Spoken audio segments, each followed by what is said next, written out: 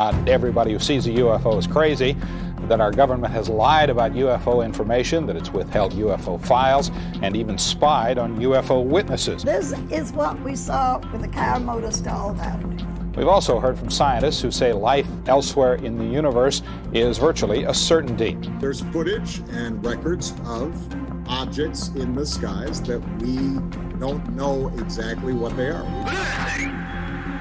It's rotated. Circling around in formation and then come back to a triangle formation. It's not a satellite, it's not a meteor. Oh, nice.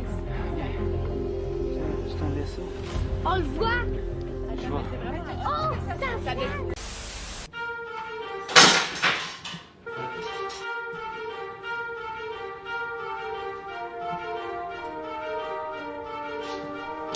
Me and Gracie are ready for Christmas. We're in the Halloween spirit. Nope. We're in the Christmas spirit with part 2 of aliens and UFOs and everything that has to do with them. Here we go. But first, let us shout out some wonderful people. Crazy Cat, Be The One, EXM3G, Christina Presley, Aleisa Gracia. Thank you so much for supporting my channel. I love you all very, very dearly, and let's just get into it. September 19, 1961. I don't even know how we got here. I was afraid when I saw the middle of the road. I've been so afraid in my life. Abductions are widely talked about and widely debated as well. People either believe it or they don't. And to be honest, I was never one to really get into the topic of abductions because I just feel like those are the hardest to believe. You know what I mean? But this case is a little different. And had lie detector testing. I had very, very high ratings for honesty and truthfulness. Once I read about it, I was kind of like, what if I do believe in this? It seems like a genuine story. September 19, 1961. As I understand it, we have to go back to 1961. That's right, September 19th, 1961. This was definitely not the first case of an alien abduction or the first sighting of a UFO, but they're basically considered the Adam and Eve of alien abductions. Betty and Barney were driving home after their honeymoon in Niagara Falls. They decided to go during the night. On their way there, Betty spotted something strange. A trip they would never forget. Hello, which one have I got on the line, or have I got your phone? You have us both on. Betty called my attention to an object. They saw something in the sky that was unlike anything else. It seemed like it was following them. They got off their car and looked. I told her that it was probably a satellite. Nothing to get alarmed about. They got back in their car and drove. Betty kept looking out the window, saying that it was getting closer and that it was definitely following them. And they obviously are looking at us, and I felt uncomfortable to see this. Barney tried to excuse it as an aircraft of some kind, but it wasn't. And he was getting a little scared too.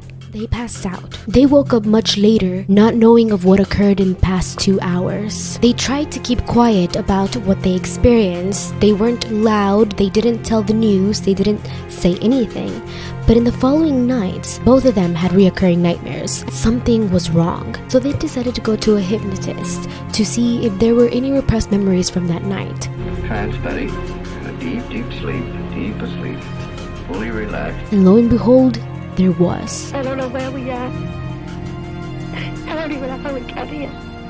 They were able to recall what happened after Betty tried to run away. When the car stopped, they saw men right in front of their car, more out of this world beings.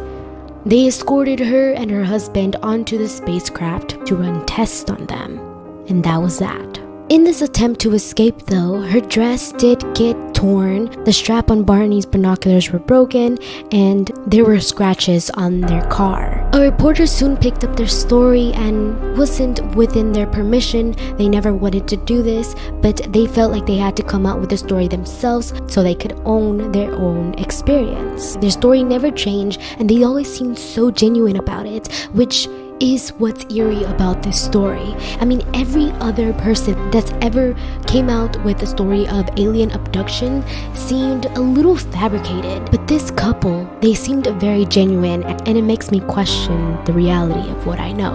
But another thing is that there really is no evidence to prove their story, so who knows?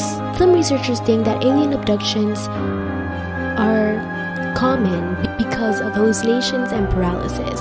There is a theory by Harvard researchers called dreaming with their eyes open. It's a combination of sleep paralysis and hallucinations. You know how sleep paralysis works. They wake up when their body is still pretty much paralyzed in their sleep, and they start to hallucinate horrible things that make people think that they are possessed or there's a demon coming out to get them.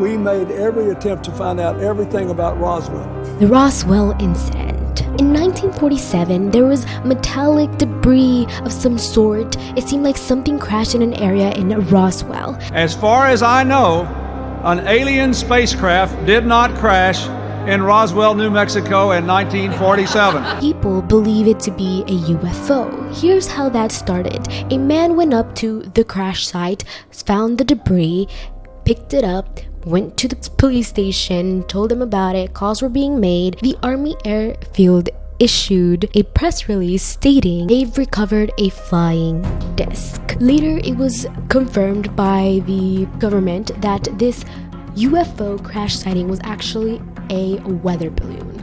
Now, people didn't believe this at all because what they had found was some metallic sort of material that was very weird. Except when crumpled up into a ball, it would bounce back to its flawless state.